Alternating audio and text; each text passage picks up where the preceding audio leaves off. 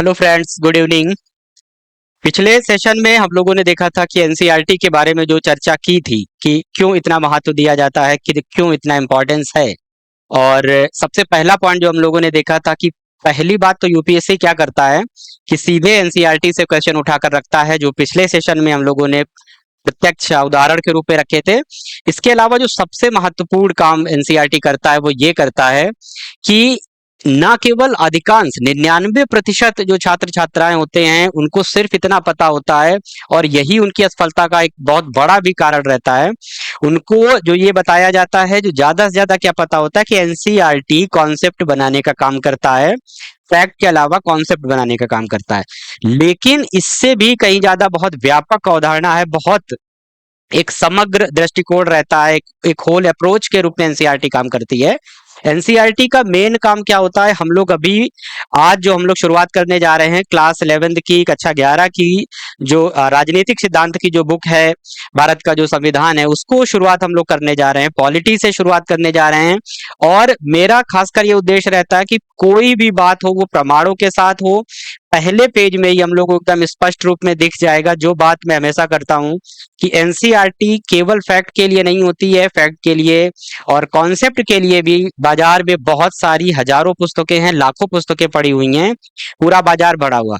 लेकिन हम लोग क्या देखेंगे कि एनसीईआरटी एक समग्र दृष्टिकोण को, एक अप्रोच को डेवलपमेंट का जो काम करती है, ना केवल उस टॉपिक के लिए, उस सब्जेक्ट के लिए, ना केवल सब्जेक्ट के लिए, बल्कि अपने पूरे समाज के लिए, पूरे देश के लिए और पूरे दुनिया के लिए वो एक नजरिया को दिखाता है। और यही यूपीएससी की सबसे बड़ी डिमांड होती है।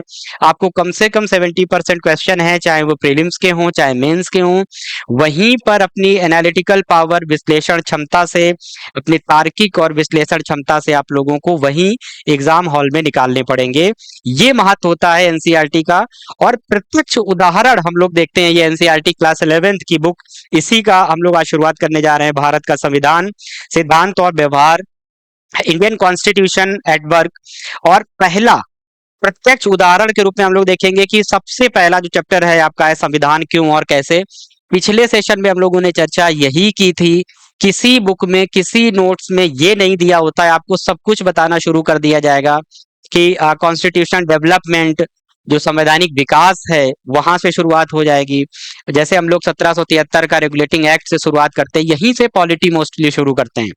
और फिर हम लोग देखते हैं कि संविधान का निर्माण कैसे हुआ, संविधान सभा, संविधान की विशेषताएं, ये सारी चीज है प्रियम्बल होते हुए आगे। लेकिन जो सबसे महत्वपूर्ण बात है वो कोई नहीं बताता है, और सिर्फ मैं नहीं बताता हूं, ये सीधे एनसीईआरटी की शुरुआत इसी से हुई है। एक एक शब्द से पता चल जाएगा कि क्या एनसीईआरटी का महत्व है। इसलिए एनसीईआरटी विशेष रूप से जो नए स्टूडेंट हैं, जिन्होंने अभी तैयारी करनी शुरू की है, या पहले से जो तैयारी करते आ रहे हैं, उनके बेसिक कॉन्सेप्ट, उनके फंडामेंटल अच्छे नहीं है, उनकी विश्लेषण क्षमता जो है, तार्किक क्षमता जो है, जो थिंकिंग पावर है वो डेवलप करना है, तो ऐसे शुरुआत करनी पड़ेगी। प्रत्यक्ष उदाहरण हम लोग देखते हैं। संविधान, जो जो पहला चैप्टर हम लोग देख रहे हैं, संविधान है क्यों और कैसे है, ये लाइन हम लोग पढ़ने है और सब कुछ पता चल जाएगा कि एनसीईआरटी का वास्तविक जो महत्व क्या है। परिचय में ही बता दिया जा रहा है। यह पुस्तक संविधान की कार्यप्रणाली पर लिखी गई है। आगे के अध्याय में आप संविधान की कार्यप्रणाली के विभिन्न पहलुओं के बारे में पढ़ेंगे, हमारे देश के सरकार की विभिन्न संस्थाओं, उनके आपसी संबंधों के बारे में आपको ज्ञान होगा। This book is about working of the Indian constitution. In the chapters that follow you will read information about various aspect of working of our constitution. You will learn about various institution of government in our country and their relationship with each other. कहने के क्या आगे आपको क्या देखा है, हमको देश की सरकार के विभिन्न संस्थाओं, संस्थाओं का मतलब है जैसे हम लोग चुनाव आयोग है, चुनाव प्रणाली है, रिजर्व बैंक है, न्यायपालिका है, सरकार की संस्थाओं के बारे में पढ़ेंगे। लेकिन इसके आगे की लाइन सबसे अधिक है, जो प्रमाण के रूप में सिद्ध कर देती है कि एनसीईआरटी क्या कहना चाहता है और यूपीएससी यही आपसे चाहता है। लेकिन देखिए क्या है, ये मैं नहीं कह रहा हूं, ये एनसीईआरटी की बुक कह रही है। क्लास 12th क्लास 11th के बच्चे से ये उम्मीद की जाती है कि ये करें आप, तो फिर यूपीएससी एक अच्छे नॉलेज अयोग्य जो आपको देश का बागडोर संभालने के लिए आपकी नियुक्ति करने जा रहा है, जिला आपको देने जा रहा है, नीति निर्माता के रूप में आपको बैठाने जा रहा है, तो ये अगर इतना इंपॉर्टेंट है, जबकि ये बच्चे के लिए इतना इंपॉर्टेंट है, तो क्यों महत्व है ये देखिए कि लेकिन इसके पहले आप चुनाव, सरकार, राष्ट्रपति, प्रधानमंत्री के बारे में पढ़ें। यह समझना जरूरी है कि सरकार के पूरे ढांचे और सरकार की संस्थाओं को नियंत्रित करने वाले विभिन्न सिद्धांतों की उत्पत्ति भारत के संविधान से हुई है। फिर से समझिए पूरे बुक का सार ये 4 लाइनों में क्या कहने की कोशिश की जा रही है। हमें सब कुछ पढ़ना है, चुनाव आयोग पढ़ना है, सरकार पढ़ना है, राष्ट्रपति पढ़ना है, प्रधानमंत्री पढ़ना है, लेकिन इसको भी पढ़ने से पहले वो सिद्धांत पढ़ने हैं जिनके आधार पर यह पूरा ढांचा और सरकार की संस्था काम करेगी। जैसे कि संविधान है, तो संविधान क्यों है, क्या जरूरत है संविधान की, समाज को क्या जरूरत है, अगर संविधान नहीं होता या संविधान ना होगा तो क्या होगा, ये समझाने की कोशिश, यानी आपके अंदर एक अप्रोच, एक दृष्टिकोण को विकसित करने का जो प्रयास किया जा रहा है वो एनसीईआरटी के द्वारा किया जा रहा है। और ये किसी भी कोचिंग संस्था द्वारा, किसी भी बुक के द्वारा, किसी भी नोट्स के द्वारा ये चीजें आपको नहीं मिलेंगी। और यही है, इस अध्याय से हम आपको निम्न बातों का ज्ञान होगा। संविधान किसे कहते हैं, समाज को क्या देता है संविधान, शक्ति का बंटवारा समाज में कैसे करता है, संविधान कैसे बनाया जाए। But before you begin to read about the election है, government है, president and prime minister, it is necessary to understand that the entire structure of the government and the various principles that bind the institution of government have their own in the constitution of India origin. फिर after studying this chapter you will what is constitution means, what constitution does to the society, the constitution govern the allocation of power in society।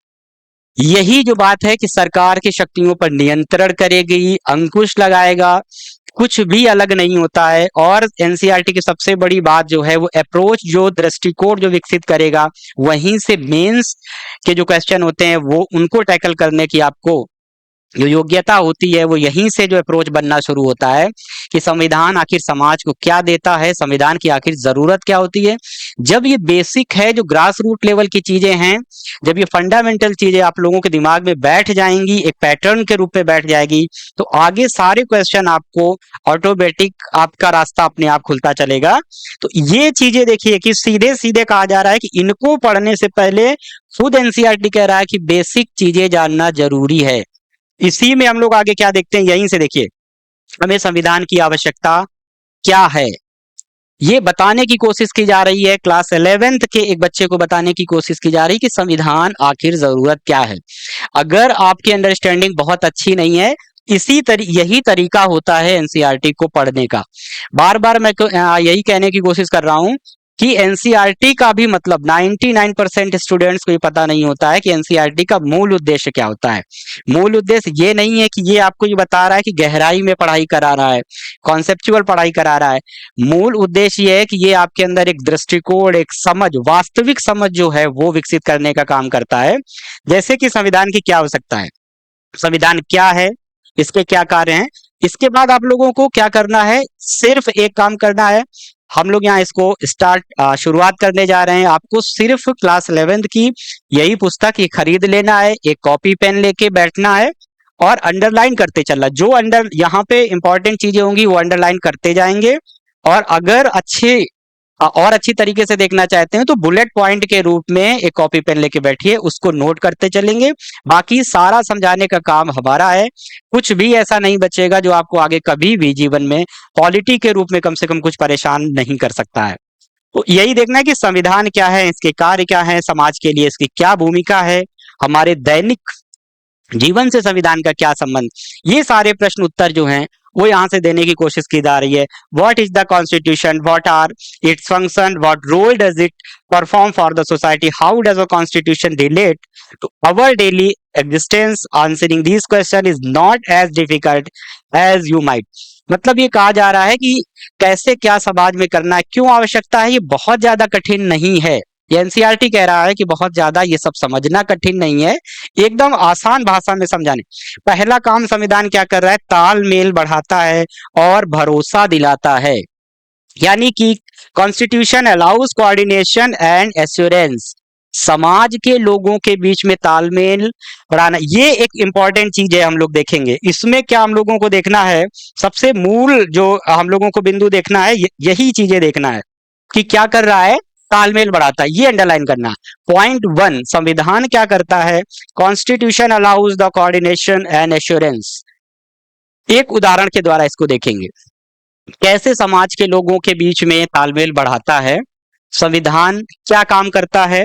कल्पना करें आप एक बड़े समूह के सदस्य हैं, यह भी कल्पना करें कि उस समूह की कुछ विशेषताएं हैं। ये हम लोगों को देखना है कि उस समूह के सदस्य अनेक तरह से भिन्न हैं, अलग अलग धार्मिक निष्ठाएं हैं। यानी एक समाज में, और ये एकदम व्यवहारिक चीज है, हम चाहे गांव में रह रहे हों चाहे शहर में रह रहे हों, हम सभी देखते हैं कि हमारे जो शहर हैं, गांव हैं, वहां बहुत धर्मों के लोग रहेंगे, बहुत जातियों के लोग रहते हैं, और बहुत से संप्रदाय के लोग रहेंगे। कुछ लोग ऐसे भी रहेंगे जो धर्म को नहीं भी मानते हैं। वही सब यहाँ पर वर्णन करने की कोशिश की गई है। उनकी अलग अलग धार्मिक निष्ठाएं हैं, उनमें कुछ हिंदू, मुसलमान, ईसाई, या कुछ ऐसे भी होंगे या जो किसी भी धर्म को नहीं मानते हैं। यानी कि imagine yourself to be member of reasonably large group, further imagine that the group following characteristic, member of this group diverse in the various ways. वही कहने को अलग अलग जो सोच विचार वाले लोग हैं, डिफरेंट रिलीजियस है, some Hindus, Muslim, Christians, perhaps profess no religion. यानी बहुत से लोग ऐसे होंगे जो धर्म को नहीं मानते हैं। आगे क्या कहा जा रहा है, उनकी भिन्न योग्यताएं हैं, अलग अलग शौक हैं, सिनेमा घर से लेकर किताबों तक सब उनकी पसंद अलग है। एक एक लाइन देखिए, सब आगे आ जाएगा समझ में। उनमें कुछ धनी भी हैं, कुछ गरीब हैं, यानी कुछ अमीर लोग हैं, कुछ गरीब हैं, जैसा हम लोग अपने समाज में देखते हैं। कुछ बूढ़े हैं, कुछ जवान हैं, और कल्पना करें कि कुछ जीवन के पहलुओं के विवाद हैं, लोगों को व्यक्ति की कितनी संपत्ति रखनी होगी। कुल मिला के इसको एक अपने प्रैक्टिकल से हम लोग समझते हैं। जैसे कि हम लोग अपने परिवार में देखें, सबसे अच्छा उदाहरण हम लोग एक फैमिली को, एक परिवार में लेते हैं। मान लीजिए हमारे घर में ही, हमारे परिवार में 6 लोग हैं, 8 लोग हैं, तो निश्चित तौर पर ये होता है कि सभी 8 जो सदस्य होंगे, 8 मेंबर जो हमारे परिवार में होंगे, सभी की पसंद एक ही होगी। यानी कि सभी की जो फेवरेट चीज है, मान लीजिए सब्जी का उदाहरण है, तो ये जरूरी नहीं है कि सभी 8 सदस्यों को एक ही प्रकार की सब्जी उनकी फेवरेट हो, या एक ही प्रकार की जो दाल है वो सभी की फेवरेट हो, या एक ही कलर, या एक ही मनोरंजन, एक ही घूमने का स्थान वो 8 लोगों का एक हो। वही यहाँ पर बताने की कोशिश की गई है कि संविधान की जरूरत क्यों होगी। हम एक परिवार के रूप में जैसे कल्पना करते हैं सदस्यों की, उसी तरीके पूरे एक देश में कल्पना जो कीजिए कि जो देश की वास्तविकता है, कि उसी तरीके पूरा देश एक परिवार के रूप में अगर देखेंगे, तो वहाँ भिन्न प्रकार के जो धार्मिक लोग हैं, बहुत सारी जातियों के लोग हैं, उनकी योग्यताएं अलग हैं, कुछ अमीर होंगे, कुछ गरीब होंगे। सबसे बड़ा पॉइंट लेकिन इसमें क्या कहा जाएगा आगे चल के, कि उनको रहना एक साथ है। देखिए, भिन्न भिन्न लोग इतने से प्रश्न का अलग अलग उत्तर देंगे, लेकिन अपनी भिन्नताओं के बावजूद भी इस समूह को एक साथ रहना, सबसे बड़ा पॉइंट जो है, इसको अंडरलाइन हम लोगों को करना है कि यही सबसे मेन जो पॉइंट है, ये हम लोगों को देखना है। इसके बावजूद भी एक साथ रहना है, कितनी भी धार्मिक विभिन्नताएं हों, जाति विभिन्नताएं हों, भाषाई विभिन्नताएं हों, क्षेत्रीय विभिन्नताएं हों, आर्थिक विभिन्नताएं हों, सामाजिक विभिन्नताएं हों, लेकिन हमें सभी लोगों को इसी देश में रहना है, इसी स्थान में रहना है। इसलिए जब रहना ही है, तो कुछ ऐसा तंत्र होना चाहिए, कोई ऐसा सिस्टम होना चाहिए जो इनके बीच में जो भिन्नताएं हैं, मत भिन्नताएं हैं, वैचारिक भिन्नताएं हैं, उनको उनके बीच कोऑर्डिनेशन करने का काम करे। वही यहाँ पे कहा गया था कि उनके बीच जो है वो तालमेल बिठाने का काम करे। तालमेल बढ़ाता है, भरोसा दिलाता है। Constitution allows coordination and assurance. तो यही हम लोगों में ये कहने की कोशिश की जा रही है कि संविधान क्यों जरूरी है, इसीलिए जरूरी है। आगे हम लोग देखते चलेंगे, इस समूह में एक साथ रह सकते हैं, लेकिन यदि उनके पास कुछ बुनियादी नियमों के बारे में वो सहमत हो जाएं, क्योंकि इस समूह को शांतिपूर्वक साथ रहने के लिए क्या क्या जरूरी है। जब इतनी भिन्नताएं हैं, तो जाहिर बात है कि कुछ बेसिक नियम होने चाहिए, कुछ रूल्स होने चाहिए, जो अगर सभी के से अपेक्षा की जाएगी कि ये एक जो बेसिक जो कॉन्सेप्ट है, जो बेसिक नियम है, जो रूल हैं, रेगुलेशन है, वो सभी लोग फॉलो करेंगे। तो सभी जब फॉलो करेंगे तो आपस में शांति और सहयोग की भावना रहेगी। तो ये मूलभूत जो सिद्धांत है, जो नियम है, वो कौन बना रहा है? हम लोग देख रहे हैं संविधान बना रहा है। इसलिए आवश्यकता, तो संविधान का पहला काम क्या हो गया? लोगों के तालमेल को बढ़ाता है, उनके बीच भरोसा दिलाता है। सबसे इंपॉर्टेंट चीज, अब कुछ बुनियादी नियमों के बारे में सहमत होंगे। ऐसे नियम क्यों चाहिए? क्यों चाहिए? क्योंकि देखिए, they acquire the cooperation to each other, what will enable the group to live together peacefully। मतलब क्या है? क्यों नियम क्यों चाहिए? क्योंकि देखिए, उन्हें नहीं मालूम होगा कि सदस्य एक दूसरे के साथ कैसा बर्ताव करेंगे। हम लोग प्रैक्टिकल दुनिया में देखते हैं, अपने भारत का सबसे बेहतरीन उदाहरण है, और इसीलिए ऐसा संविधान की जरूरत पड़ती है। जब धर्म अलग हैं, जातियां अलग हैं, तो उनके बर्ताव अलग अलग होंगे कि एक दूसरे के साथ कैसे, कुछ की संख्या कम होगी, कुछ अल्पसंख्यक में होंगे, कुछ बहुसंख्या के रूप में होंगे, कुछ जातियां, कुछ धर्म, कुछ समुदाय, कुछ संप्रदाय। तो इसलिए उनके बीच में एक दूसरे के प्रति जो सहयोग होगा, जो समन्वय होगा, आवश्यक है। किसी भी समूह को सार्वजनिक रूप से मान्यता प्राप्त कुछ बुनियादी नियमों की आवश्यकता होती है, ताकि एक न्यूनतम समन्वय बना रहे। वही बात है। अब एक उदाहरण लेते हैं, मान लीजिए किसी समाज में, अपने परिवार में है, हम लोग घरों से एक उदाहरण लेते हैं कि घर में, एक परिवार में हम लोग एक सामान्य सा नियम बना के क्या रखते हैं कि घर के अंदर कोई भी व्यक्ति स्लीपर या जो शूज हैं, जूते पहनकर, चप्पल पहनकर कोई अंदर नहीं आएगा। तो अब बिना कोई नियम होता तो क्या होता? किसी व्यक्ति की इच्छा है, वो जूते पहन के अंदर आ जा रहा है। कुछ जो हैं वो अपने आप को नैतिक कहेंगे, अपने आप को कहेंगे नहीं ये स्वच्छता के लिए ठीक नहीं है, वो बाहर उतार के आएंगे। लेकिन इसमें क्या है कि एक कोऑर्डिनेशन नहीं बन पा रहा है। कुछ व्यक्ति बाहर उतार के आ रहे हैं, कुछ अंदर। तो जो लोग बाहर उतार के आ रहे हैं जूते चप्पल, उनका बाहर उतारने का कोई फिर महत्व ही नहीं है, कोई मतलब ही नहीं है, क्योंकि एक व्यक्ति भी अगर अंदर आ जा रहा है, पूरा घर गंदा हो जा रहा है। यही बात संविधान के रूप में होती है कि कुछ नियम इसलिए जरूरी हैं कि ताकि जो ताकतवर लोग हैं उनकी मनमानी ना चले, जो बहुसंख्यक लोग हैं वो अल्पसंख्यकों का शोषण ना कर पाए, जो अमीर लोग हैं वो गरीबों का शोषण ना कर पाए, मजदूरों का किसानों का शोषण ना कर पाए, जो धनवान लोग हैं। इसीलिए कुछ बेसिक नियम होंगे। अब परिवार में क्या कह दिया जाए? एक रूल बना दिया जाए, बाहर जैसे गेट के हम लोग एक पर्ची लिखकर टांग देते हैं कि कृपया जूते और चप्पल बाहर उतार कर आएं। और ये जनरल चीज है, हम लोग हॉस्पिटल में हर जगह ये चीजें देखते हैं कि ऑटोमेटिक ये रूल होता है। यानी अब सभी लोग हैं, चाहे कोई ताकतवर व्यक्ति हो, चाहे बड़ा हो, चाहे बाहर का हो, चाहे बच्चा हो, सभी अपने जूते और चप्पल बाहर उतार कर आएंगे। ये एक सिंपल सा नियम हो गया, और ये नियम लिखित रूप में हो गया। वही काम संविधान करता है कि आपस में सभी लोगों के लिए, इतना बड़े जो करोड़ों लोगों के लिए है, उनको एक साथ रहना है, एक ही जगह रहना है, एक ही देश में रहना है। तो कुछ फंडामेंटल नियम की और इनके रूल और रेगुलेशन की जरूरत होगी, जिनको अगर सभी जिनका मानने लगेंगे, जिनका आदर करने लगेंगे, तो पूरा देश शांतिपूर्वक और सहभागिता पूर्वक, सुखी और समृद्ध रूप में रहने में सफल रहेगा। वही यहाँ पर कोशिश करने की बात की गई है कि संविधान का पहला काम यह है कि वह बुनियादी नियमों का एक ऐसा समूह है उपलब्ध कराए जिससे समाज के सदस्यों में न्यूनतम समन्वय, और देखिए कितना चीजें यहाँ बेहतरीन सीखने को मिलती हैं। एक एक शब्दों का यहाँ महत्व हम लोग जो कहते हैं वह इसीलिए होता है, क्या कहा गया है? न्यूनतम समन्वय। यानी आपस में 100%, 100% समन्वय अभी नहीं हो सकता, लेकिन एक मिनिमम लेवल का जो समन्वय, जो कोऑर्डिनेशन है, जो परस्पर जो विश्वास है, एश्योरेंस है, वो कम से कम इतना बना रहे कि समाज में अशांति ना हो।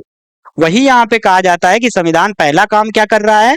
The first function of the constitution is to provide a set of basic rule that allow for minimum coordination amongst the member of a society. Society है या आप इसको कंट्री कह लीजिए, देश के लोगों के लिए, समाज के लोगों के लिए न्यूनतम कुछ नियम होते हैं ताकि उसमें न्यूनतम समन्वय और विश्वास बना रहे।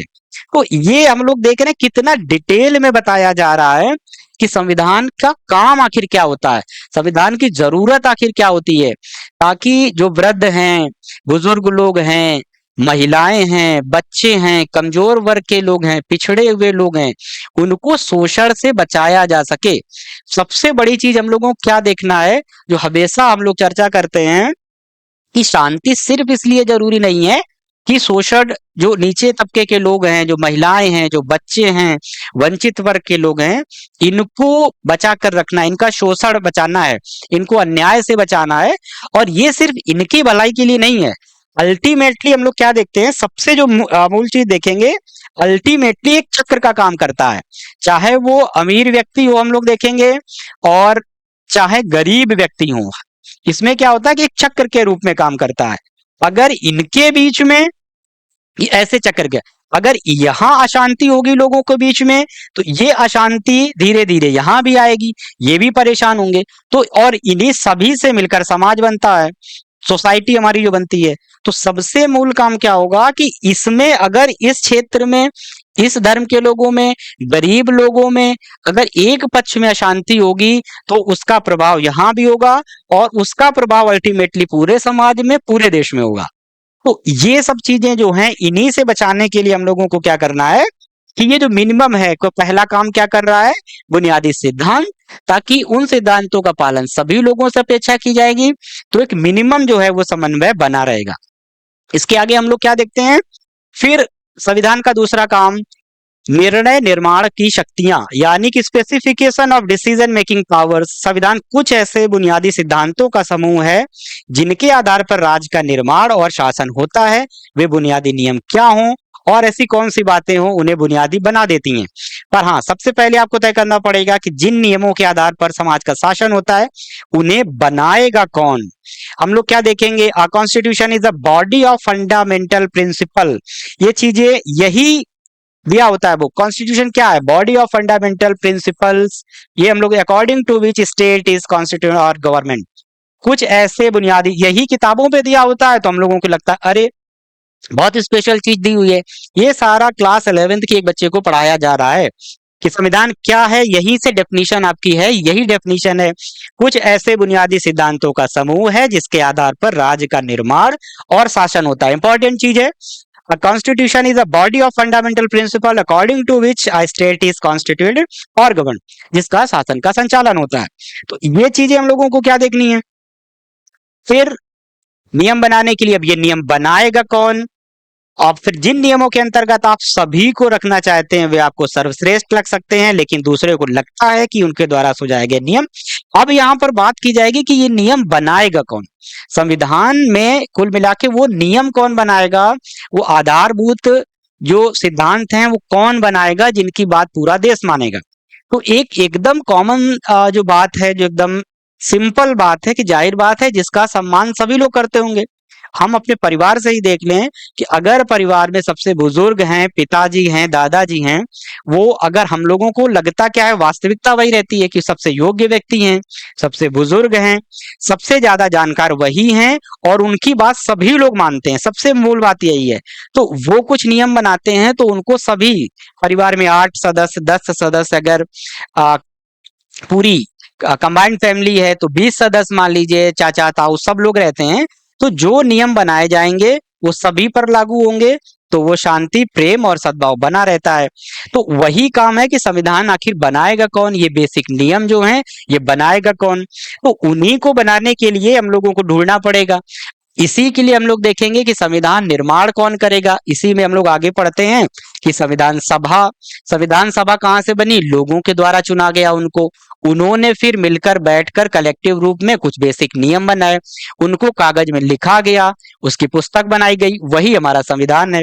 वही सब बातें यहाँ पर बताने की कोशिश की गई है कि संविधान ही इस प्रकार का उत्तर देता है, वह समाज में शक्ति के मूल वितरण को स्पष्ट करता है। यानी कि the constitution has to provide an answer to this question. It specific the basic allocation of power in society. It decide who get the decide what the law will be.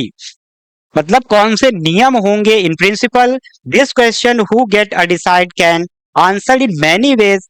This is the monarchical constitution. A monarch decide. In some constitution like the old Soviet, one single party was given to power decide. But in the democratic constitution, broadly speaking, the people get decide. But this matter is not so simple, because even if you answer that people should decide, it will not answer the question how should the people decide for something to be law. Should everyone agree to it?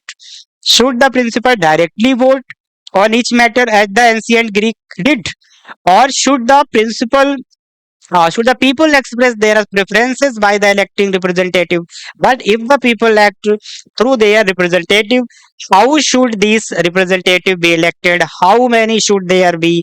In the Indian Constitution, for example, it is specified that the most instance Parliament gets to decide law and policies, and that Parliament itself be organized in the particular manner before identifying what the law of is any good. कुल मिला के बात क्या कही जा रही है, ये नियम कौन बनाएगा? जैसा हम लोगों ने परिवार के बारे में अभी चर्चा की, वही हाल देश का होता है कि आखिर देश के लिए नियम, ऐसे बेसिक नियम कौन बनाएगा जिनकी बात पूरा देश मानेगा, जो पूरे देश पर बाध्यकारी होंगे।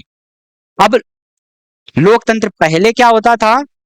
राजा होते थे, मोनार्कियल सिस्टम हम लोग जानते थे, राजतंत्र होते थे, राजाओं का शासन होता था, तो वो तलवार की दम पर शासन करते थे। ये बात हम लोगों ने खूब मूवियों में देखी है और अच्छी तरीके बचपन से ये चीज पढ़ते भी आ रहे हैं। तो वहां हम लोग क्या देखते हैं कि तलवार के दम पर मतलब जो राजा ने कह दिया। एक मूवी आई थी, उसमें भी कहा गया था कि राजा का जो मेरा वचन ही शासन है, तो बस जो राजा ने कह दिया वही वचन बन गया, वही शासन हो गया। इसको राजतंत्र कहते हैं। इसमें दोनों संभावनाएं रहती हैं। हो सकता है कि राजा अच्छा फैसला दे, अच्छे बुनियादी नियम बनाए, लेकिन अगर राजा अच्छा नहीं है, वो दूसरों का शोषण भी कर सकता है, अत्याचार भी कर सकता है, तो उसके जो नियम होंगे वो शोषणकारी नियम होंगे। तो मोनार्कियल सिस्टम इसलिए हटाया गया, इसलिए सही नहीं माना जाता है क्योंकि ये दोनों रूपे में हो सकता है, और मोस्टली संभावना ये रहती है कि वो अत्याचारी होगा, राजा शोषणकारी होगा, लोगों का शोषण करेगा, ज्यादा टैक्स लगाएगा और अत्याचार करेगा, अन्याय करेगा।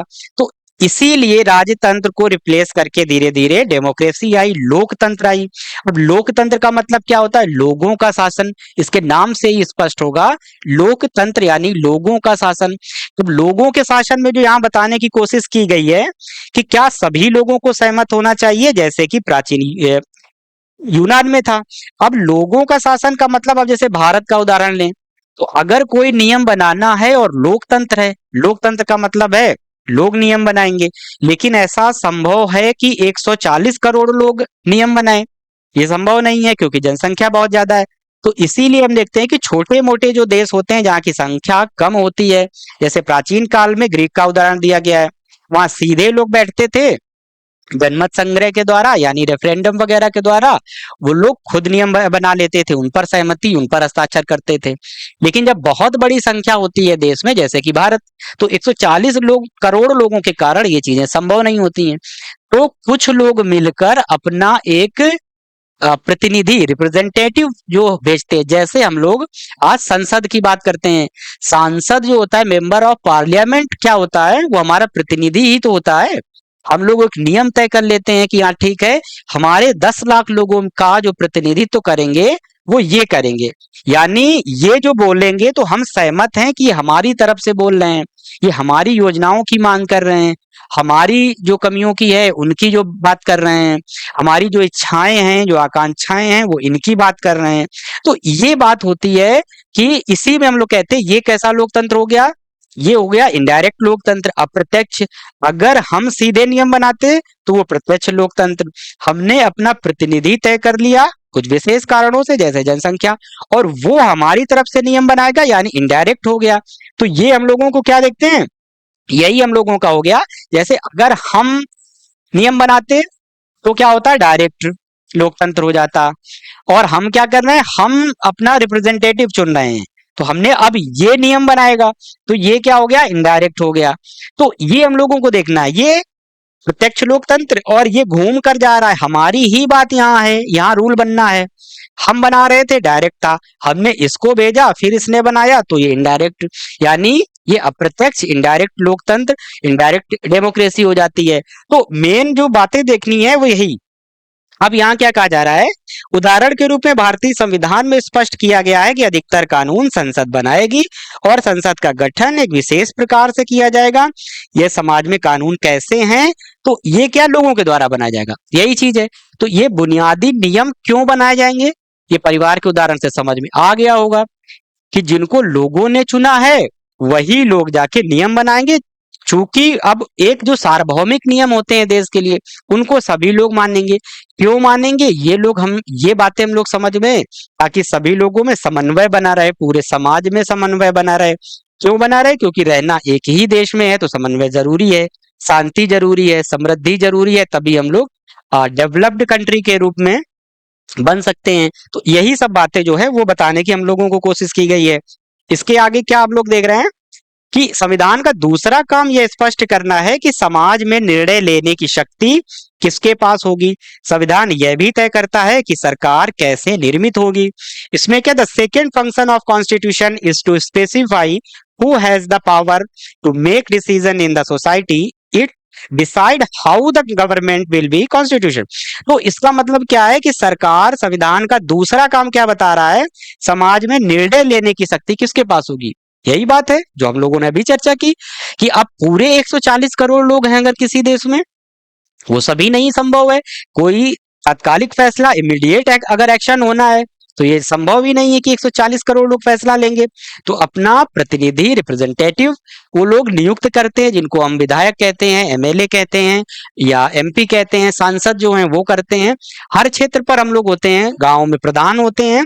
तो उनमें क्या होता है, उन्हीं को हम लोग, कि ये कौन तय करता है समाज में निर्णय, हमारी तरफ से निर्णय वो करेंगे। यही बात यहाँ कही जा रही है। फिर आगे क्या है, सरकार की शक्तियों पर सीमाएं, और यह बात अभी हम लोगों को स्पष्ट हो गई। हमने क्या कहा, राजतांत्रिक, हम लोगों ने देखा मोनार्कियल सिस्टम में राजतंत्र की सबसे बड़ी कमजोरी की बात क्या थी। हो सकता है, संभव था कि राजा अच्छा होता, लेकिन उससे भी ज्यादा संभावना यह है कि राजा स्वेच्छाचारी होता, मनमानी करने वाला होता। और एक बात आपने सुनी होगी कि जहां शक्ति का संचय होता है वहां स्वेच्छाचारिता आ ही जाती है। जहां संपत्ति और शक्ति एक साथ अकूत मात्रा में हो जाती है तो व्यक्ति मनमानी करने ही लगता है। तो संविधान का क्या मतलब है, यह है, इसीलिए हम लोग लोकतंत्र में आए। लोगों का शासन हो, लोगों की इच्छाओं की पूर्ति हो, लोगों की आकांक्षाओं की अभिव्यक्ति हो, ये क्या होता है, यही लोकतंत्र है। इसलिए संविधान क्या करेगा, कुछ बेसिक नियम और कानून जो होंगे वह स्वयं राजा के ऊपर, यानी कि शासन करने वाले के ऊपर भी लागू होंगे, यानी देश के शासन चलाने वाले के ऊपर भी लागू होंगे। यानी क्या कर रहा है, सरकार की शक्तियों पर सीमाएं लगाता है। और ये सीधा सीधा क्वेश्चन आया था 2017 यूपीएससी प्रीलिम्स में कि संविधानवाद, कॉन्स्टिट्यूशनलिज्म से क्या तात्पर्य है, क्या होता है संविधानवाद। तो यही आंसर था कि सरकार की शक्तियों पर सीमाएं, यानी उसमें ऑप्शन जो आया था वो था सीमित सरकार।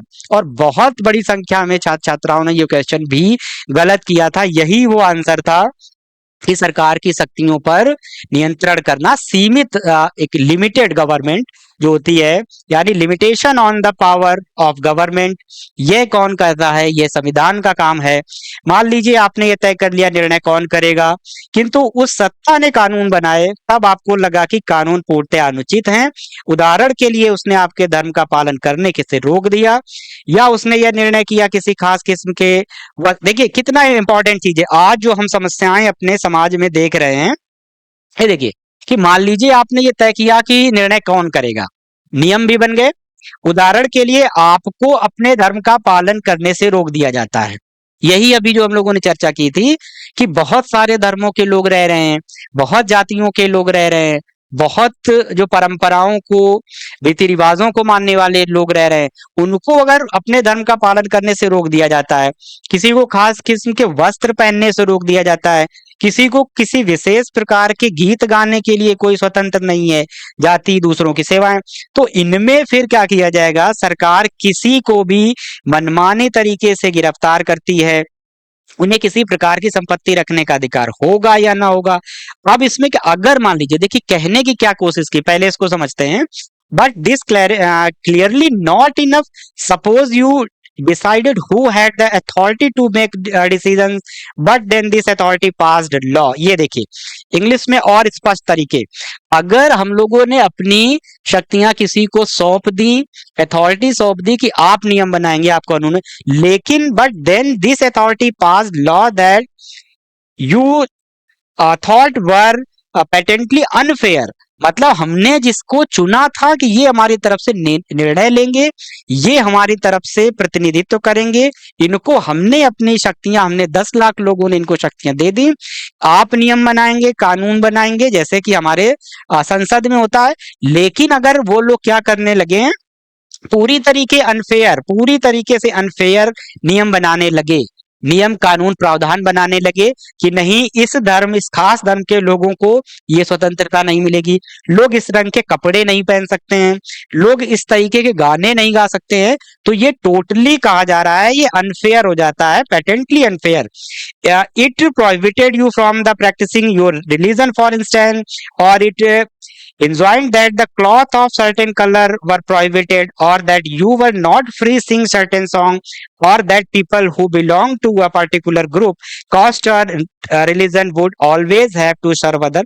कुल मिला के यही है, अगर हमने अपनी शक्तियां दे दी थी किसी दूसरे को और उसने क्या किया कि उनका गलत उपयोग करना शुरू कर दिया, अब क्या करेंगे, इसीलिए कुछ बेसिक रूल, कुछ बेसिक रेगुलेशन लिखित रूप में रखे जाएंगे जो सरकार के ऊपर भी बाध्यकारी होंगे। इसीलिए कहा जा रहा है कि सरकार आगे चलकर, हम लोग जो अधिकार पढ़ेंगे, मौलिक अधिकार पढ़ेंगे, इसीलिए दिए गए हैं ताकि सरकार भी उनका उल्लंघन ना कर पाए। यही सब चीजें देखिए एकदम स्पष्ट रूप में समझाया गया है कि सरकार भी, इसीलिए सीमित सरकार, लिमिटेड गवर्नमेंट का जो हम लोग बात करते हैं, यहाँ पर बात की जा रही है लिमिटेड गवर्नमेंट के रूप में, कि सरकार के ऊपर भी शक्तियों पर अंकुश लगाने का काम करती है कि समाज में ऐसी बातें ना हो पाए, सभी लोग कोऑर्डिनेट रूप में रहें, सौहार्द के रूप में रहें, प्रेम और स्नेह में मिलजुल कर रहें। ये सारा काम भी तय करता है, अल्टीमेटली कौन तय करेगा, ये सब संविधान तय करेगा, ये संविधान का काम है। तो ये हम लोगों को कितना डिटेल में देखिए यहाँ दिया गया है कि क्या क्या महत्व होता है संविधान का, ये चीजें हम लोग देख रहे हैं। तो ये सारी जो बातें हैं वो हम लोगों को, सबसे मेन जो चीजें हैं वो देखते हैं। अब आगे हम लोगों को क्या देखना है, अतः संविधान का तीसरा काम यह है कि वह सरकार द्वारा, पहला काम फिर से ध्यान कर लीजिए, पहला काम संविधान ने क्या किया, लोगों के बीच में समन्वय, उनका सहयोग, कोऑर्डिनेशन जो था, एश्योरेंस, वो काम लोगों के बीच में, समाज के बीच में सौहार्द बनाए रखना, लोगों को मिलजुल कर रखना, ये सारा काम था। दूसरा काम हम लोगों ने क्या देखा कि सरकार की शक्तियों पर नियंत्रण करना, कि अगर जिनको हम अपनी शक्तियां सौंप दे रहे हैं, समाज जिनको अपनी शक्तियां सौंप रहा है, लोग जिनको अपनी शक्तियां सौंप रहे हैं, तो वो लोग जिनको शक्तियां सौंपी वो कहीं उनका दुरुपयोग ना करने लगे, मनमानी ना करने लगे, उन पर नियंत्रण करने का कार्य, उनको शक्तियों को रोकने का कार्य कौन करेगा, वह भी हमारा संविधान करेगा। तीसरी बात क्या है कि और ये तीसरा काम क्या है, तीसरा काम यह है कि सरकार अपने नागरिकों पर लागू किए जाने वाले कानूनों पर कुछ सीमाएं लगाए। ये सीमाएं इस रूप में मौलिक होती हैं कि सरकार कभी उनका उल्लंघन नहीं कर सकती। अभी जो हम लोगों ने बात की थी, so the third function of constitution is to set some limit on what a government can impose on its citizen. These limits are fundamental in the sense that government may never trespass them, यानी सरकार उनका भी encroachment ना कर पाए। कुछ मौलिक नियम ऐसे होने चाहिए, उन्हीं को हम लोग आगे चलकर मौलिक अधिकारों में, जब भारतीय संविधान विस्तृत रूप में पढ़ेंगे, फंडामेंटल राइट हम लोग पढ़ते हैं कि संविधान ने कुछ नियम दिए हैं, वही नियम हम लोगों को देखने हैं। इसीलिए हम लोग कहते हैं कि सरकार मौलिक अधिकारों का उल्लंघन सामान्य तौर पर नहीं कर सकती है। तो ये किस लिए नहीं कर सकती है, नागरिकों पर कुछ ऐसे जो का नागरिकों के लिए, संविधान सरकार की शक्तियों को कई तरीके से सीमित करता है। सरकार की शक्तियों को सीमित करने का सबसे सरल तरीका यह है कि नागरिकों के रूप में हमारे मौलिक अधिकारों, जो शब्द देखिए हम लोगों ने भी यूज किया कि सरकार हमारे मौलिक अधिकारों को स्पष्ट कर दे और कोई सरकार कभी उनका उल्लंघन ना। क्यों मौलिक अधिकार रखे गए, क्योंकि हो सकता है एक सरकार अच्छी हो सकता है भविष्य में आने वाली सरकार ऐसी हो जो मनमानी करने लगे, लोगों के अधिकार छीनने लगे, जैसे हम लोगों ने कहा, उनके धार्मिक स्वतंत्रता छीनने लगे, उनकी अन्य स्वतंत्रताएं छीनने लगे, अभिव्यक्ति की स्वतंत्रताएं, बोलने की स्वतंत्रताएं, रहने की स्वतंत्रताएं, खाने पीने की स्वतंत्रताएं, कपड़े पहनने की स्वतंत्रताएं छीनने लगे, उनमें कटौती करने लगे।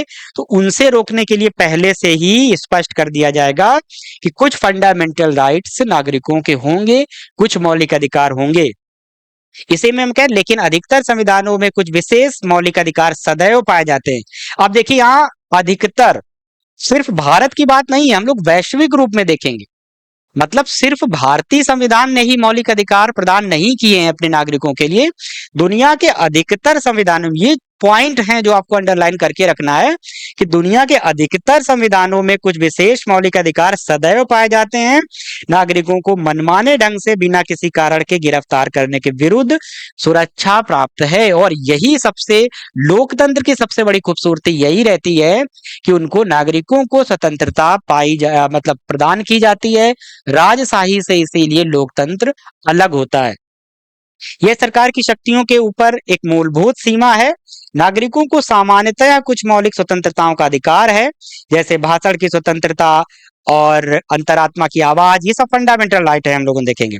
और संविधान उन परिस्थितियों का उल्लेख भी करता है जिनसे हम लोग देखेंगे कि अधिकारों को वापस लिया जा सकता है। और हम लोग आगे क्या देखेंगे, समाज की आकांक्षाएं और लक्ष्य। अगला जो हम लोग देखेंगे, देखिए थर्ड फंक्शन हम लोग को पता चल गया, constitution is to set some limit on the government can impose on its citizen, this limit are fundamental in the sense of government may never trespass, कभी इनको पास नहीं कर सकती, इनका उल्लंघन नहीं कर सकती है, इनको इनक्रॉच नहीं कर सकती है। इसके बाद aspiration and goal of society, समाज की आकांक्षाएं। अधिकतर पुराने संविधानों द्वारा केवल निर्णय लेने की शक्ति का वितरण और सरकार की शक्ति पर प्रतिबंध लगाने का काम। अब देखिए, यहीं से जो हम लोगों को सीखना है कि मेंस में जो क्वेश्चन बनता है, परंपरा जो चली आ रही थी, संविधान का दो काम किया। क्या कहा जाता है, अधिकतर पुराने संविधानों में निर्णय लेने की शक्ति और सरकार की शक्ति पर प्रतिबंध लगाने का काम, ये दो मुख्य काम किए जाते थे। किसके द्वारा? सरकार के द्वारा। लेकिन 20वीं शताब्दी के अनेक संविधान, जिसमें भारतीय संविधान एक अत्यंत सुंदर उदाहरण है, एक ऐसा सक्षम ढांचा भी प्रदान करता है जिससे सरकार कुछ सकारात्मक कार्य कर सके और समाज की आकांक्षाओं और उनके लक्ष्य को अभिव्यक्ति दे सके। भारतीय संविधान ने इस संबंध में कुछ नए प्रयोग किए हैं, जिसमें नाना प्रकार की असमानताओं की गहरी खाइयां हों। वहां केवल सरकार की शक्तियों पर प्रतिबंध लगाना पर्याप्त नहीं है, वरन वहां सरकार को समर्थ और शक्तिशाली भी बनाना चाहिए, जिससे असमानता और गरीबी के विभिन्न रूपों में। और भारत की आकांक्षा है कि हम लोग एक ऐसा समाज बनाएं जिसमें जातिगत भेदभाव ना हो। यदि ये हमारे समाज की आकांक्षा है, तो हमें अपनी सरकार को इतना समर्थ और शक्तिशाली बनाना पड़ेगा कि वह लक्ष्य को प्राप्त करने में सभी। और देखिए, most of older constitution limited themselves largely to allocating decision making power and setting some limits to government power, but ये देखिए, many 12th century constitution of the which of Indian constitution is the finest example, also provided enabling framework for the government to do certain positive things, to express the aspirations and goal of society. The Indian Constitution was particularly innovative in this respect. We will not only have to set limit power of government, they will also have enable the empower the government to take positive measure to overcome from the inequality or deprivation, वंचित वर्ग के लोगों को। कुल मिला के यह लोगों की, समाज की आकांक्षाओं की अभिव्यक्ति होता है। और क्यों होता है, देखिए यहाँ पर हम लोगों को कुछ बातें समझनी। क्या कहा जा रहा है, समाज की आकांक्षाएं और लक्ष्य, सरकार की, ये एक बहुत बेहतरीन कॉन्सेप्ट यहाँ से निकल कर आता है, एक बहुत बेहतरीन अप्रोच निकल कर आती है जो मेंस में आपके काम आएगी। वो क्या है, सबसे मेन हम लोगों को क्या देखना, ये एनसीईआरटी क्लास 11 से इतनी बड़ी बात हम लोगों को सीखने मिल रही है। पुराने संविधान दो काम करते थे। क्या काम करते थे? जैसे कि हमने क्वेश्चन यूपीएससी में अभी क्वेश्चन पूछा गया था 2017 में प्रीलिम्स में, कि संविधानवाद का अर्थ क्या है, शक्तियों सरकार की शक्तियों को नियंत्रित करना यानी लिमिटेड गवर्नमेंट। अब हम उसी को पक्ष में, इसी को कहते हैं, ये प्रीलिम्स और मेंस के कॉन्सेप्ट में अंतर आ जाता है। प्रीलिम्स के हिसाब से वो क्वेश्चन सही था, मेंस में देखिए उसी बात को पलटने का काम की, इसी को कॉन्सेप्ट कहते हैं, इसी को अप्रोच कहते हैं, केवल निर्णय लेने की शक्ति और सरकार की शक्ति पर प्रतिबंध लगाने। लेकिन अब हम लोग क्या कह रहे हैं कि सरकार को इतना समर्थ और शक्तिशाली, ये देखिए, बनाना पड़ेगा कि वह लक्ष्य को प्राप्त करने के लिए, ये क्या है, also have to enable and empower the government to positive take positive। मतलब क्या है, भारत जैसे देश में बहुत बड़ी संख्या में वंचित, डेप्राइव्ड जो पीपल रहते हैं, वंचित लोग हैं, पिछड़े लोग हैं, गरीब लोग हैं। तो हम लोगों क्या देखेंगे, बहुत धार्मिक अल्पसंख्यक लोग हैं, जातिगत रूप से पिछड़े लोग हैं। तो सरकार पर लिमिटेशन नहीं, मतलब अब हम लोग, यही चीज पॉलिटी में मुख्य रहती है, समानता दो अर्थों में होती है। एक समानता हम लोग एग्जाम्पल के रूप में देखेंगे, मान लीजिए ये खिड़की बनी हुई है, सबसे एग्जाम्पल देखना है, ये खिड़की बनी हुई है, एक बच्चे की हाइट हम लोग देखेंगे इतनी है, एक बच्चे की हाइट इतनी है। अब इस खिड़की से झांकना है तो इसमें क्या किया जा रहा है, इसको इतना ऊंचा स्टूल दे दिया गया, मान लीजिए इसको इतना स्टूल, तो ये इस खिड़की से बाहर झांक ले रहा है, तो ये इस पर खड़े होकर झांका। अब हम लोगों को समानता क्या कहती है, समानता दो अर्थों में, निगेटिव और पॉजिटिव।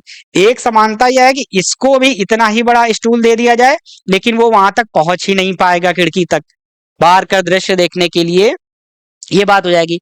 अब सकारात्मक पॉजिटिव जो इक्वालिटी होती, समानता क्या होगी, इस व्यक्ति को भी इतना अवसर दिया जाए, इतनी अपॉर्चुनिटी दी जाए, ये व्यक्ति भी इस खिड़की से बाहर झांक सके, इसका स्टूल जो है इसकी तुलना में ऊंचा दिया जाएगा ताकि ये भी देख ले। तो ये समानता का अर्थ होता है। और ये एक तरीके से थोड़ा सा ये टिपिकल लगेगा कि ये कॉन्सेप्चुअल रूप में हम लोग क्या देखें, समानता ये होनी चाहिए कि दोनों को बराबर स्टूल दिया गया, दोनों को बराबर प्लेटफॉर्म दिया गया, लेकिन इन चूंकि दोनों की परिस्थिति में अंतर था, दोनों की सिचुएशंस में अंतर था, दोनों के पर्यावरण में, उसकी जो पिछला जो रही है, पीढ़ीगत जो बातें रही हैं उसमें अंतर था, उसके वातावरण में अंतर था। तो सकारात्मक क्या है कि इसको थोड़ा सा मोटिवेट करने का काम किया जाएगा, वंचित वर्ग, यही कहा जा रहा है। अब इसको अगर दोनों को समान अवसर देना है तो इसको ये दिया जाएगा, तो ये भेदभाव हो गया, इस व्यक्ति को इससे ऊंचा स्टूल दिया जा रहा है, एक तरीके से क्या हो गया, ये भेदभाव हो गया। लेकिन सामाजिक दृष्टिकोण से हम लोग क्या देखेंगे, ये पॉजिटिव बात हो गई, क्योंकि दोनों को अवसर प्रदान किया गया, ये होती है। और ये कब होगी, बहुत बड़ा पॉइंट है, इसीलिए कहते हैं कि मेंस भी एनसीईआरटी से बाहर नहीं है, ये एक अप्रोच आपको देता है, सब कुछ प्रदान करेगा, अगर बहुत अच्छी समझ आपके अंदर यहां से विकसित होती चली।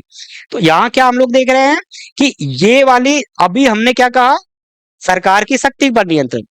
सामान्य तौर पर पहले जो परंपरा चली आ रही थी वो क्या थी कि सरकार का काम है इन दोनों के साथ समानता करना, तो ये बात ठीक थी।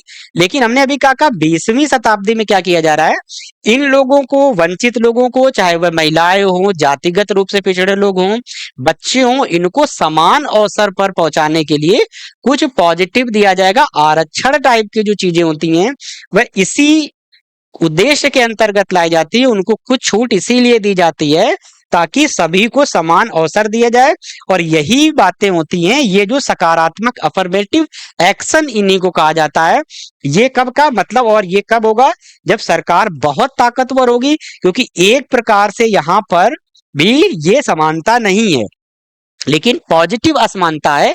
और ये सरकार कब कर पाएगी, जब सरकार ताकतवर होगी। वही यहाँ पर हम लोग काम करने जा रहे हैं कि अपने सरकार को इतना समर्थ और शक्तिशाली बनाना पड़ेगा ताकि वो ऐसे कदम उठा पाए। यह मतलब है समाज की आकांक्षाएं और लक्ष्य का मतलब aspirations and goals of society. तो हम लोगों ने कितनी चीजें देख ली कि संविधान क्या क्या काम कर रहा है और संविधान का मूल मतलब क्या है। कहीं इतने डिटेल में चीजें नहीं दी होंगी।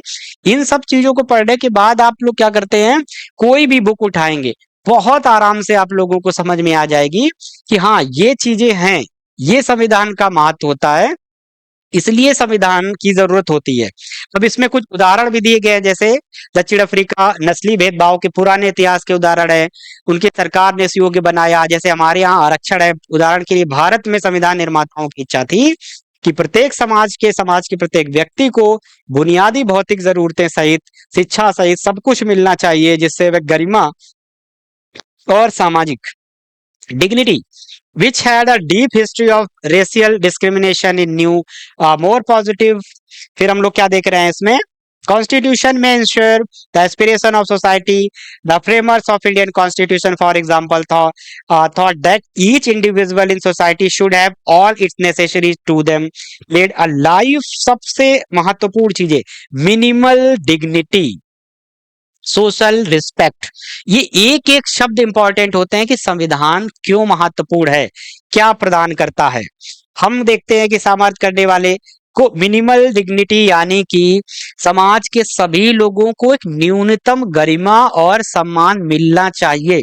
और ये न्यूनतम गरिमा, बहुत सारे लोग ऐसे होते हैं जो भिन्नताएं प्रकट करते हैं कि नहीं, अगर इनकी परंपराएं ऐसी रही हैं, ये पिछड़े रहे हैं, तो हम इनको छूट क्यों दें, अपनी बराबरी क्यों पर। तो हम लोगों को सबसे अच्छा एक उदाहरण देखना है, जब अंग्रेजों का शासन भारत में था, भारतीय अंग्रेजों को गुलाम थे, तब सोचिए, अगर आपको समाज की वास्तविक सच्चाई देखनी है तो आप ये देखिए, जब अंग्रेजों का शासन था तो वो पूरे भारतीयों को बुरी दृष्टि से देखते थे और सभी को ऊटपटांग कहते थे, निकृष्ट कहते थे, तुच्छ समझते थे, हीन समझते थे। यानी ये भारतीयों की गरिमा को, उनके सेल्फ रिस्पेक्ट को गाली देते थे। तो यही समझिए कि यही बात अभी भी समाज में लागू होती है। क्यों डिग्निटी जो है, गरिमा है, समाज के सभी व्यक्ति, किसी भी जाति का हो, किसी भी धर्म का हो, किसी भी संप्रदाय का हो, किसी भी क्षेत्र का हो, किसी भी भाषा का हो, सभी को एक न्यूनतम जो है, न्यूनतम रूप में गरिमा, प्रतिष्ठा जो है, उसको अवसर है, उसको सम्मान का हकदार है। क्यों? क्योंकि वह एक मनुष्य है, मनुष्य होने के नाते। और इसमें कोई शक और कोई संदेह इसलिए नहीं होना चाहिए, हम सभी इस समय की अंग्रेजों के शासन काल की ध्यान कर लें कि उनके बारे में जैसा हम आरोप लगाते थे कि वो भारतीयों का अपमान करते हैं, उनको, उनकी प्रतिष्ठा, उनका सम्मान, उनकी गरिमा, उनकी डिग्निटी, सबको तुच्छ कहते थे, बहुत ही घृणित दृष्टि से देखते थे, बहुत ही नीच मानते थे भारतीयों को। तो यही हमें ये परंपरा तोड़नी होगी कि यदि हम निचले तबके के लोगों को, वंचित वर्ग के लोगों के प्रति भी अगर हम उसी प्रकार की धारणा रखेंगे, तो वही बात हो जाएगी जैसा अंग्रेज हमारे साथ करते थे, वही हम अभी भी कर रहे हैं। तो इन परंपराओं को समाप्त करने के लिए ही संविधान एक न्यूनतम गरिमा, न्यूनतम जो मिनिमम डिग्निटी और सेल्फ रिस्पेक्ट, वो संविधान में ही उसका उल्लेख कर देता है कि ये सरकार के लिए आवश्यक है कि सभी व्यक्ति के लिए, समाज के हर व्यक्ति के लिए, अंतिम छोर तक के व्यक्ति के लिए एक न्यूनतम गरिमा, एक मिनिमम जो है डिग्निटी है और सेल्फ रिस्पेक्ट है, आत्मसम्मान, उसका तय किया जाए। ये काम भी संविधान करता है। तो यही बातें सब कही गई हैं। संविधान का चौथा काम यह है कि वह सरकार को ऐसी क्षमता प्रदान करे कि जनता की आकांक्षाओं को पूर्ण कर सके और एक न्यायपूर्ण समाज की स्थापना के लिए उचित परिस्थितियों का निर्माण कर सके। The fourth function of Constitution is to enable the government to fulfill aspirations of society and create condition for just society। संविधान की शक्तियों को नियंत्रण करने वाले प्रावधान हम लोगों ने देख लिए। संविधान की शक्तियों को नियंत्रित कर नियम और प्रावधान का इनाम नहीं है। देखिए, राज्य के नीति निदेशक तत्व भी सरकार की लोगों की आकांक्षाओं की पूरी, ये सब हम लोग आगे डिटेल में पढ़ेंगे। जैसे अभी देखा, कुछ मौलिक अधिकार संविधान ने स्वयं तय कर दिए। क्यों तय कर दिए? कि हर व्यक्ति की न्यूनतम आवश्यकताएं हैं, उनकी पूर्ति हो सके, एक गरिमा है और एक प्रतिष्ठा है, सेल्फ रिस्पेक्ट, आत्मसम्मान है। सभी मिलजुल कर एक किसी भी देश के लिए तभी काम कर सकते हैं और देश भी तभी विकसित हो सकता है, तभी आगे कार्य कर सकता है। पूरा जो है सुख और समृद्धि देश में आएगी जब ये पूरा एक कोऑर्डिनेशन के रूप में कार्य करेगा। और ये मेरा कहना नहीं है, ये सीधे एनसीईआरटी में सीधे सीधे शब्दों में दिया है। यही बात आप लोगों को समझाने की कोशिश। अब ये समझिए क्या महत्व है जो हम ये समझाने की कोशिश करते हैं कि ये सिर्फ कोई कथन नहीं है। ये एनसीईआरटी में क्लास 11th के बच्चे को, क्लास 11th के स्टूडेंट से इतनी अपेक्षा की जाती है कि वह संविधान को इतने डिटेल में पढ़े, इतने अच्छी तरीके से समझे, क्योंकि तभी वह समाज को समझ सकता है, तभी वह देश को समझ सकता है, तभी देश को दुनिया में नाम रोशन करने के लिए खड़ा कर सकता है। तो हम लोगों ने सबकी ये बातें देख लें कि क्या क्या संविधान बात करता है। 4 काम हम लोगों ने देख लिए। राष्ट्र की बुनियादी पहचान, आखिरी और शायद सबसे महत्वपूर्ण बात है कि संविधान किसी समाज को बुनियादी पहचान होता है। इसका अर्थ है कि संविधान के माध्यम से ही किसी समाज की एक सामूहिक इकाई के रूप में पहचान होती है। सामूहिक पहचान को बनाने के लिए इस संबंध में कुछ बुनियादी नियमों पर सहमत होना पड़ेगा। शासन कैसे होगा, शासितों में कौन कौन से लोग शामिल होंगे, संविधान बनने के लिए हमारी अन्य अन्य प्रकार की पहचान या अस्मिताएं वह सीमित होगी। Fundamental identity of people, finally and perhaps even most importantly, a constitution expresses the fundamental identity of a people. This means the people as a collective entity come into being only through the basic constitution. It is by agreeing a basic set of norms about how the should be governed and what should the government that one form the collective identity. कुल मिलाकर हम लोग क्या देखते हैं कि संविधान के बारे में क्यों कहा जा रहा है कि राष्ट्र की बुनियादी पहचान होती है। क्यों बुनियादी पहचान होती है? हमने क्या, किसी संविधान को देखकर ही उस राष्ट्र के बारे में मूल्यांकन किया जा सकता है कि जैसे हमारे संविधान में क्या दिया गया है, सभी नागरिक बराबर हैं। तो अगर संविधान में लिखा है कि सभी नागरिक बराबर हैं और बराबर होने चाहिए, तो उस देश की स्थिति के बारे में मूल्यांकन किया जा सकता है। अपेक्षा की जा सकती है कि इस देश में सभी लोगों के साथ समान व्यवहार हो रहा है, सभी लोगों को ये अधिकार है, सभी के अधिकार बराबर हैं। तो समाज के बारे में ये बात बोली जा सकती है कि इस देश में, इस समाज में सभी लोगों के पास न्याय संगत अधिकार हैं, किसी के साथ भेदभाव नहीं होता है। तो वही कहने की कोशिश की जा रही है कि राष्ट्र की बुनियादी पहचान के रूप में जो बातें संविधान में बुनियादी नियमों के रूप में, बुनियादी अधिकार के रूप में, निर्देश के रूप में लिखी गई हैं, उल्लिखित की गई हैं संविधान में, जो डायरेक्शन दिए गए हैं, उनको पढ़ के एकदम सिंपल तरीके से ये अंदाजा लगा जा सकता है, कोई भी बाहरी व्यक्ति जान सकता है कि हाँ, इस देश की स्थिति ये है, इस समाज की वास्तविक स्थिति ये है। ये संविधान के काम हो गए। इसके बाद संविधान हम लोग क्या देख रहे हैं कि अगर दुनिया भर के संविधानों को देखें तो सरकारों को अलग अलग स्वरूप मिलेंगे, विभिन्न प्रकार की प्रक्रियाएं मिलेंगी, काफी कुछ सुझाया गया। अधिकतर संविधान कुछ मूलभूत अधिकारों की रक्षा करते हैं। ऐसी सरकारें संभव बनाते हैं जो किसी न किसी रूप में लोकतांत्रिक होती हैं, लेकिन राष्ट्रीय पहचान की अवधारणा अलग अलग संविधानों में अलग अलग होती है, जटिल है, जर्मन, ये सब हम लोग देख। संविधान की सत्ता देखिए, अब संविधान की सत्ता के बारे में हमें संविधान द्वारा किए गए कुछ कार्यों की, संविधान की सत्ता का मतलब क्या है हम लोग देखेंगे। सबसे most the authority of constitution, ये क्या हम लोगों को देखना है। We have outlined some of the function of constitution perform, these functions explain why most societies have a constitution, but there are 3 further question we can ask about constitution. सबसे देखिए, बहुत लोगों को क्या कंफ्यूजन, शिक्षा और तार्किकता की जरूरत इसीलिए होती है, बहुत से लोगों को पता ही नहीं है, उन्हें यह लगता है कि संविधान केवल भारत में है, भारत में ही संविधान ऐसी ऐसी बात करता है। हम लोग यहाँ क्या देख रहे हैं, अधिकतर देशों में संविधान क्या रखता है, we have outline some of the functions constitution, each function है why most society have constitution. दुनिया के अधिकतर देशों में, अधिकांश देशों में, अधिकांश समाजों में संविधान बनाकर वहां पर रखा गया है। बट 3 यहाँ पर क्या कह रहा है, 3 जो बातें हैं वो महत्वपूर्ण है। What is constitution, how effective is the constitution, is constitution just. यानी कि अब हमको क्या करना कि संविधान है क्या, और वही बातें की गई हैं। व्हाट इज कॉन्स्टिट्यूशन, हाउ, संविधान कितना प्रभावकारी है, मतलब नियम तो बना दिया गया, और कितना उन नियमों को लागू किया जा रहा है कि नहीं, कि केवल नियम बना दिए गए और वो रखे हैं, लागू हो ही नहीं पा रहा है, उनका अनुपालन हो ही नहीं पा रहा है, प्रोमलगेशन उनका हो ही नहीं पा रहा है। तो हम लोग ये चीजें देखेंगे, संविधान को प्रचलन में लाने का क्या तरीका है, mode of प्रोमलगेशन।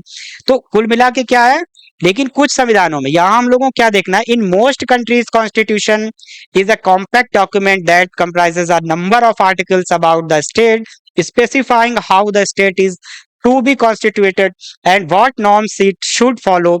When we ask the constitution of country, we are usually referring to this document, but some country, the United kingdom of the instant, do not have one single document. देखिए कुछ चीजें अच्छी तरीके से यहाँ देखना है, हम लोग आगे चल के पढ़ेंगे कि संविधान दो तरीके का होता है। एक नॉर्मल तौर पर जो हम लोग बात करेंगे, यही माना जाएगा कि संविधान जो होता है क्या होता है, एक लिखित दस्तावेज होता है, जो बुनियादी नियम लिख दिए गए हमारे चुने हुए व्यक्तियों के द्वारा, प्रतिनिधियों के द्वारा, हमारे ही द्वारा, कुल मिला के जो कुछ बुनियादी जो सिद्धांत हैं, जो नियम हैं, basic fundamental rules and regulation है, जो पूरे देश में, पूरे समाज में इफेक्टिव होंगे, लागू होंगे, वो संविधान है। दूसरी बात ये है, तो इसका मतलब क्या, जो लिख दिए गए, तो इसका मतलब ये है, ये क्वेश्चन सीधे सीधे पूछा भी जाता है, इसका मतलब है यही केवल एक बात नहीं है कि लिख दिया गया वही संविधान है। एक बार बैठकर किसी संविधान सभा ने जैसे लिख दिया, हमने लोगों को चुना, लोगों ने संविधान लिख दिया, तो वो हो गया लिखित संविधान। तो इसका मतलब ये नहीं है कि जहां एक बार संविधान नहीं लिखा गया बैठ के, वहां संविधान ही नहीं है। इसका उदाहरण सबसे अच्छा कौन है, हम लोग देख रहे हैं इंग्लैंड। तो वहां क्या देखिए सीधे सीधे यूनाइटेड किंगडम फॉर इंस्टेंट, वहां पर हम लोग देखे अनरिटेन कॉन्स्टिट्यूशन है। तो अलिखित संविधान का मतलब ये नहीं है कि वहां संविधान लिखा ही नहीं गया है, बल्कि अंतर सिर्फ इतना है, बहुत ही अच्छा ये पॉइंट है, कि संविधान होते हैं दो रूप में, एक होता है लिखित संविधान हम लोग देखते हैं रिटेन, और एक होता है अलिखित। इन दोनों में अंतर क्या है, भारत है और यूएस है, यहाँ पर संविधान सभा ने, हम लोग देखेंगे यहाँ पर प्रॉपर तरीके से संविधान सभा बैठी, उन्होंने एक डॉक्यूमेंट के रूप में संविधान लिखा। लेकिन अब हम लोग यूके की बात करें तो यहाँ अलिखित संविधान होने का मतलब ये नहीं है कि वहां संविधान है ही नहीं, या वहां संविधान लिखा नहीं गया, बस अंतर सिर्फ ये है कि वहां पर बैठकर किसी संविधान ने एक डॉक्यूमेंट के फॉर्म में संविधान नहीं लिखा है, बल्कि मान लीजिए संसद ने कोई कानून बनाया, फिर संसद ने कानून बनाया, एक कानून बनाया, दो कानून बनाया, न्यायपालिका ने कोई निर्णय दिया, वो तीसरा डॉक्यूमेंट, कुछ परंपराएं चली आ रही थी, चौथा डॉक्यूमेंट। तो वहां पर क्या ये सभी मिलकर एक जगह एकत्रित रूप में रखे जाते रहते हैं, वही संविधान के रूप में काम करता है। तो वहां भी संविधान है और इस रूप में रहता है, वहां की रीति रिवाज हैं, परंपराएं हैं, कस्टम्स ट्रेडिशन से जो विधियां बनी हैं वो हैं, जो संसद कानून और नियम पारित करता है वो सभी संविधान के रूप में कार्य करता है। तो वहां है, इसीलिए कहते हैं अलिखित का मतलब इस प्रकार का संविधान है। अलिखित का मतलब ये नहीं है कि वहां लिखा हुआ संविधान ही नहीं है, अलिखित का मतलब सिर्फ इतना है वहां पर कि वहां किसी संविधान सभा ने एक बार में प्रॉपर बैठकर संविधान का निर्माण नहीं किया। तो यही बात कहने की कोशिश यहाँ पर की गई है। अब फिर क्या है, भारत में क्या है, भारत में हम लोग समझ गए लिखित संविधान है, तो संविधान सभा ने लिखा हुआ था। आगे हम लोग पूरा विस्तार से इस पर चर्चा करेंगे। फिर संविधान को प्रचलन में लाने का तरीका है, मोड ऑफ प्रोमलगेशन हम लोग देखेंगे। इसका मतलब है कोई संविधान कैसे अस्तित्व में आया, किसने संविधान बनाया, किसके पास उसे बनाने की शक्तियां थी, और इसके बारे में हम लोग बहुत अच्छी तरीके से जानते हैं कि भारतीय संविधान को औपचारिक रूप से एक संविधान सभा ने बनाया, जैसे हम लोगों ने अभी चर्चा की, औपचारिक रूप से बनाया। और किसने बनाया, देखिए ये इंपॉर्टेंट है, संविधान को इतने हल्के में और इतने ओछे शब्दों में कुछ लोग ऐसे व्यक्त कर देते हैं, वो बिल्कुल नहीं करना चाहिए। क्यों, ये ऐसे संविधानों का उदाहरण है भारत की भी, जो एक सफल राष्ट्रीय आंदोलन के बाद बनाया गया औपचारिक रूप से। हम लोग क्या देख रहे हैं, आर क्राफ्टेड बाय मिलिट्री, कई लोगों का संविधान जो है वो हम लोग देखेंगे किसके द्वारा, जो मिलिट्री है वहां की, उन्होंने सरकार पर जबरदस्ती कब्जा कर लिया, उन्होंने संविधान बना लिया, वो सब नहीं। हमारा जो संविधान है भारत का संविधान है, और ज्यादातर जो लोकतांत्रिक जो देश हैं, बहुत बेहतरीन तरीके से संविधान बनाया गया है। लोगों ने अपनी शक्तियां सौंपी संविधान सभा को, फिर संविधान सभा ने प्रॉपर तरीके से रिसर्च करके, शोध करके, बहुत मेहनत करके तब संविधान बनाया है, जो हम लोग देख रहे हैं दिसंबर 1946 से नवंबर 1949 के बीच में बनाया गया। राष्ट्रीय आंदोलन के लंबे इतिहास से प्रेरणा ली, राष्ट्रीय आंदोलन में समाज के सभी वर्गों को एक साथ चलने की विलक्षण क्षमता थी। क्या बेहतरीन लाइन है, यही लाइनें आप लोगों को मेंस में लिखनी रहती हैं, ये शब्द डालने रहते हैं। देखिए जिन्हें एक सफल राष्ट्रीय आंदोलन के बाद बनाया गया। यद्यपि भारतीय संविधान को औपचारिक रूप से एक संविधान सभा ने दिसंबर 1946 और नवंबर 1946 के मध्य में बनाया, पर ऐसा करने में उसे राष्ट्रीय आंदोलन के लंबे इतिहास की काफी प्रेरणा मिली। राष्ट्रीय आंदोलन में समाज के सभी वर्गों को एक साथ ले, यही संविधान का काम। देखिए, यही संविधान का काम, सभी वर्गों को एक साथ लेकर विलक्षण क्षमता थी। संविधान को भारी वैधता मिली क्योंकि उसे ऐसे लोगों ने बनाया जिसमें समाज का टूट विश्वास था, जिनके पास समाज के विभिन्न वर्गों का सीधा संवाद करने का सम्मान प्राप्त था। ये संविधान है। जब भी नेगेटिव बातें आएंगी मेंस में लिखने के लिए संविधान के बारे में, ये पॉजिटिव चीजें आपको यहीं से निकालनी है। ये मेंस के लिए लाइनें हैं, इसीलिए एनसीईआरटी का महत्व हम लोग बार बार चर्चा करते हैं। अफ्रीका, अब यहाँ भारत की बात करें, although India's constitution was formally created by constituent assembly between December 1946 November 1949, it Drew upon a long history of nationalist movement. Nationalist movement had a remarkable ability to take along different section of Indian society together। विलक्षण अद्भुत क्षमता जो हमारे संविधान में थी वह यही दी गई थी, पूरे देश को एक साथ बांध कर चलने की जो क्षमता थी। The Constitution drew enormous legitimacy from, हम लोग देख रहे हैं कि fact that it was drawn upon by the people who enjoyed immense public credibility। कितने बेहतरीन शब्दों का प्रयोग किया गया है। ये शब्द अगर मेंस में डालते हैं, 100% ऐसा कोई कारण नहीं है जो आपको मेंस में अच्छे नंबर ना दिलाए। क्या कहा जा रहा है? Fact that was drawn by the people, कि संविधान किसके द्वारा लिखा गया था? Who enjoyed immense public credibility, अपार जो जनमत था, उनको उनका विश्वास था, उनका भरोसा था, उनका प्रेम इन लोगों को प्राप्त था, जो इन लोगों ने संविधान को बनाया, निर्माण किया। इसलिए संविधान का महत्व होता है, इसलिए संविधान की बात मानेंगे, इसलिए उन रूल और रेगुलेशंस की बात मानेंगे कि क्यों संविधान को मानना जरूरी, क्योंकि इन लोगों ने बनाया है, जिनको हमने भेजा था। वही बात है, cross section of society who were able to the convince the people that the constitution was not an instrument for aggrandizement of their personal powers। The final document reflected the broad national consensus at the time। ये सब चीजें हम लोगों को देखनी है कि संग्रह नहीं हुआ, लेकिन इसने लोगों की ओर से प्रबल शक्ति प्राप्त थी, क्योंकि बहुत ही लोकप्रिय नेताओं की सहमति और समर्थन पर आधारित था, और लोगों ने उसके प्रावधानों पर अमल करके उसे अपना लिया। अतः संविधान बनाने वालों का प्रभाव भी एक हद तक संविधान की, ये पीटी में क्वेश्चन आ सकता है, एक ऑप्शन डाल देगा कि संविधान बनाने वालों का प्रावधान संविधान को लागू करने में, उसके प्रभावी होने में क्या एक कारण होता है? बिल्कुल होता है, ये यहाँ पर दिया हुआ है। तो ये सारी चीजें देखनी। देखिए, दूसरा हम लोगों को क्या देखना है, हमारे संविधान की सफलता निश्चित रूप से महान है, क्योंकि बगल में एक उदाहरण दी। ये एग्जाम्पल हम लोग और कहीं देखते हैं तो ये लगता है कि अरे ये कहाँ से अद्भुत चीजें दी गई। नेपाल का एग्जाम्पल सीधे दिया गया है। संविधान बनाना कोई आसान और सुगम काम नहीं होता है। जितनी आसानी से लोग संविधान के बारे में इधर उधर शब्द बोलने लगते हैं, अपने पड़ोसी देशों का देख लीजिए, संविधान कितनी बार बना है। 1948 की ही बात है, तब से नेपाल में 5 संविधान बनाए जा चुके हैं। 1948 में, 1951, 1959, 1962, 1990। लेकिन ये सभी संविधान नेपाल नरेश द्वारा प्रदान किए गए और अंतिम शक्तियां बने रहे। कुल मिला के वहां इतनी बार संविधान बनाया जा चुका है, फिर भी कोई एक संविधान वहां पर सफल नहीं हो पाया। भारत में एक संविधान बना था, उसी समय बना था, वो आज तक देश के शासन को संचालन में, देश लोगों की आकांक्षाओं को एकदम सफल बनाने में सफल एकदम सिद्ध हुआ है। ये महानता हमारे संविधान की है, यही यहाँ पर बताने की कोशिश की गई है।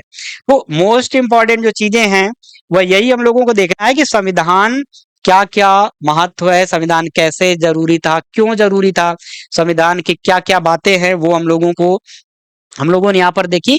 और निश्चित तौर पर आप लोगों को एक बात समझ में आ गई होगी कि संविधान की आवश्यकता क्या क्या होती है। हम लोगों ने बहुत अच्छी तरीके देख लिया कि संविधान की पहली आवश्यकता, दूसरी आवश्यकता, लोगों में हम लोगों ने क्या देखा था, लोगों में, समाज में लोगों को जोड़ने के लिए जो काम करे गए, लोगों को जोड़ने का प्रेम, अभिव्यक्ति, सौहार्द, ये सारे काम कौन करेगा? एक आधारभूत जब नियम होंगे, उनको जोड़ने का काम करेगा, ये संविधान का पहला काम। दूसरा काम, अब इसके लिए क्या होगा, सरकार की शक्तियों पर अंकुश लगाना संभव होगा। सरकार को अंकुश, ताकि सरकार क्या करे, लोगों के अधिकारों को ना छीन सके, लोगों का उत्पीड़न ना कर सके, किसी वर्ग, किसी विशेष जाति, किसी विशेष धर्म, किसी विशेष भाषा या विशेष संप्रदाय, स्पेशल जो कुछ लोग हैं स्पेशल कैटेगरी के, उनका शोषण ना कर सके। तीसरा हमने क्या देखा था कि लोगों की अभिव्यक्ति जो होती है, लोगों की आकांक्षा, इच्छाओं का, ये सब कुछ हम लोगों ने देखा था। ये सारा काम, तो इन सबको हम लोग क्या करते हैं, और एक पहचान के रूप में रहता है, लोगों की पहचान के रूप में, समाज की पहचान के रूप में काम करता है। और ये सारे काम है, शक्तियों का वितरण करता है। इनको किसी उसमें लिखित रूप में जब एक फॉर्म में, एक किसी बुक के रूप में कर दिया जाएगा, तो यही संविधान है और यही संविधान का कार्य है। यही बुनियादी जो नियम हम लोग देखेंगे, जो बेसिक रूल और रेगुलेशंस हैं, ये जो काम करेंगे, यही हमारा संविधान है। इसलिए संविधान की आवश्यकता होती है। और उस परिवार वाले उदाहरण से आपको सब कुछ देख लेना है कि एक परिवार तभी समृद्ध और सुखी और प्रगतिशील हो सकता है जब उस परिवार के सभी सदस्य मिलजुल कर एक दूसरे से सहयोग करके आगे बढ़ेंगे, प्रेम और स्नेह से आगे बढ़ेंगे। यही बात एक देश पर, एक समाज पर लागू होती है कि जब देश के सभी लोग एक दूसरे से प्रेम, सद्भाव, सहयोग की भावना के साथ आगे बढ़ेंगे, मिलजुल कर रहेंगे, तभी वह देश आगे बढ़ेगा, समृद्ध और सुखी रहेगा और विकसित देश होगा। तो ये हम लोगों आज के सेशन में इस पर चर्चा की। आगे हम लोग इसी बुक को आगे हम लोग कंटिन्यू करेंगे। तो तब तक के लिए सभी लोगों को, और उम्मीद ये है कि ये चीजें बहुत अच्छी तरीके से समझ में आए होंगे। आपको कुछ नहीं करना, सिर्फ एनसीईआरटी के इसी चैप्टर को यहाँ तक एक बार रीडिंग कर जाना है, हाईलाइट कर लीजिएगा। जरूरी हो तो केवल इंपॉर्टेंट बुलेट पॉइंट के रूप में नोट्स बना लेना। आगे हम लोग जब ये सारी चीजें खत्म हो जाएंगी, पॉलिटी के बहुत ही अप्लाइड फॉर्म में, बहुत स्टैंडर्ड फॉर्म में हम लोग वो अलग से पढ़ेंगे। बाकी उम्मीद है कि यहीं से सब कुछ आप लोगों को पूरा रास्ता आज क्लियर होने लगा होगा कि वास्तविकता क्या होती है पॉलिटी की। क्यों हम लोगों ने ये कहा कि पॉलिटी का एक भी क्वेश्चन गलत नहीं होना चाहिए, क्योंकि फैक्ट बहुत छोटी चीज होती है। अगर एक अप्रोच आपके दिमाग में विकसित हो गई, आपके एक दृष्टिकोण विकसित हो गया, कॉन्सेप्ट समझ में आ गए, फैक्ट अपने आप सब तैयार होते चलेंगे। तो इसको हम लोग आज का सेशन यहीं पर समाप्त करते हैं और मिलते हैं अगले सेशन में। Thank you.